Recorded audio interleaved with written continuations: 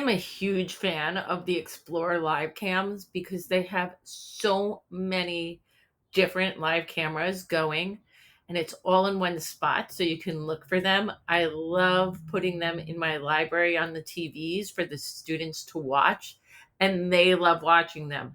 They will come and be like, "Oh, can we do penguins today? Or can we do the sea one? Or can we do the puppy cam, please?" And they'll tell you which ones are live right now. And then they also have different ones that are just like the best ofs. So some of my favorites are the Dogs Bless You, like the Canine Connection, the Service Dog Project, or like these streams, the Puppy Playroom. So this is a highlighted one, and we'll just put it on the live cam and you can watch all of them playing. I mean, how cute is this? Or if you go back to the live one, here right now is a great horned owl, which you can watch live, and it looks like there's some babies in the nest.